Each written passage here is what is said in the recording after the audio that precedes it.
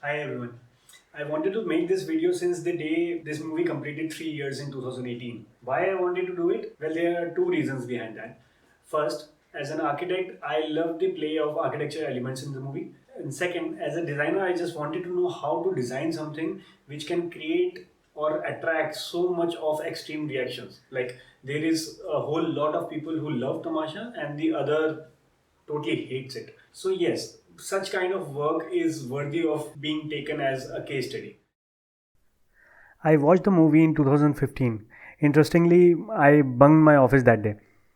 I was expecting something new from it because of his previous work, which is Rockstar, and the trailers of Tamasha. More than the characters, it is the way Imtiaz presents his works that interest me. He completely sold this to me in the first 15 minutes of diving into it. Those are the moments where, as a designer, you set an expectation for the viewer. For me, I am told twice that this is a tamasha. We are here to tell you a story, so just sit back, relax, and enjoy. First, by the clown in very English theatre kind of a setting with different props around, and then by the street side storyteller sitting in an open room with all his lifetime of research, like books, typewriter, and a chirag, again, the props. This gives you the feel of a street side drama, a natak, or as the title says, tamasha. Like theatre, there is always a strong spatial sense in Imtiaz's work, like the use of balconies, windows, or an open private space like this. The excessive storytelling from the Baba has created a mixture of plots in the fragile brain of the kid, and the same is shown through his visual perspective, using street plays the way he could have interpreted them as a child. The core plot of the movie is shown in first stage scene with the division between Dil and Dunya, the emotional and the logical, the random and the mathematical, the romantic and the practical, basically depicting the heart and the brain. This conflict is being shown throughout the movie with extensive usage of mirrors, the major architectural element used here to unfold the story. In architecture, we use mirrors for reflection and in small spaces as a tool to create an illusion of a larger space. Here, it has been used as a tool to reflect the inner personality of the character, which later in the movie is also defined as Andar Ki Baat. Starting from the multiple mirrors, depicting the number of possible personalities as a kid, and then how it overpowers the real person. These reflections grow up and become firm as the story progresses, giving you a constant hint of what lies in the future. The frames are composed so cleverly that you actually get to see when the reflection is talking and overpowering, like a ghost, which is always there. Literally, always. Everything has to be planned accordingly. The camera location, the location of the light source, and this makes the work difficult for the actors as well because now they have to act based on the location of their reflection. Just before the interval, Ved points out towards his reflection for the first time, when we get to see it in a hazy form. तुम imagine करती रही हो शायद कि मैं वो हूं,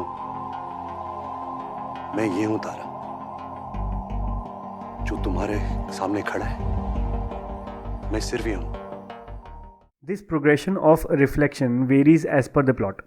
At one point, it is way too clear, and the other where it is all blurred. As Ved's character starts transforming, the angle of camera changes as well to focus more on the reflection rather than the real character. The depiction is used everywhere, even in the climax scene when Ved talks to his father, and the conversation is shown in the mirror placed right behind him. That's the importance of a camera placement and the elements or props used in cinema. Symbolically, the similar reflection is shown when the real character Ved becomes Dev.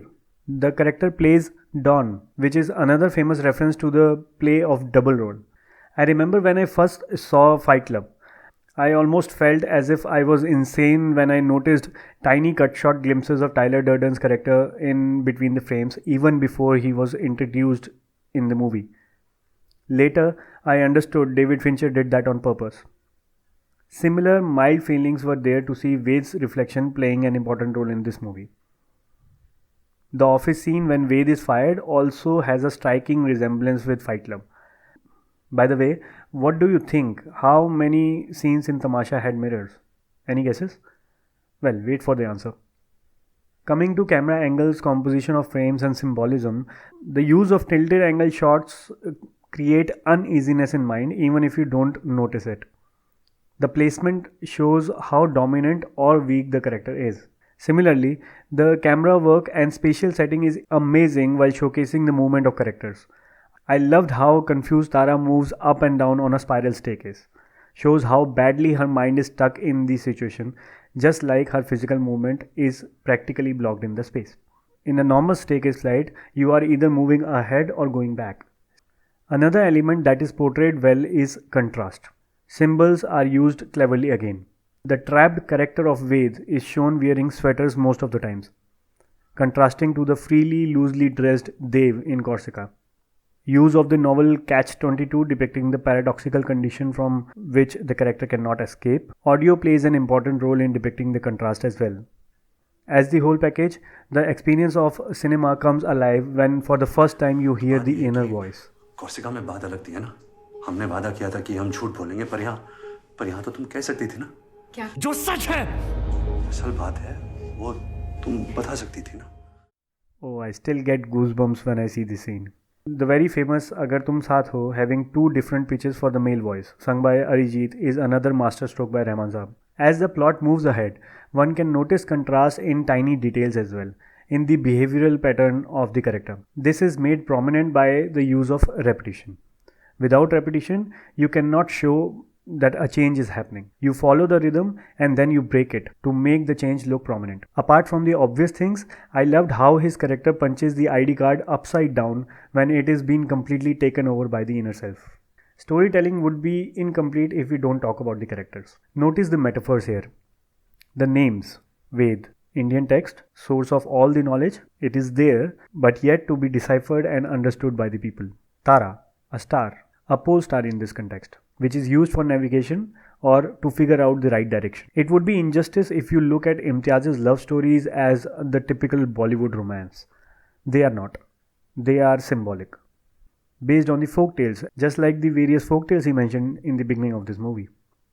And in these symbolic stories, there is always a character who is yet to discover himself, like Ved, Jordan, Aditya, and there is always the beloved, almost divine counterpart who guides him through it, like Tara, Heer, Geet, respectively. And thus, here the focus remains on Ved, whereas Tara, unlike normal humans, always remain the same emotionally, stationary, just like the pole star.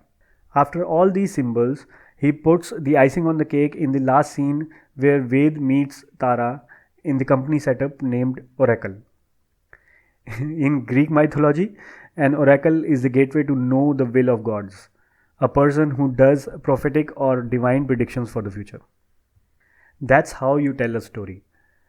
One has to be well read and aware of all the hidden symbols and their meanings to understand any story. And that's the beauty of it, that we do not know everything.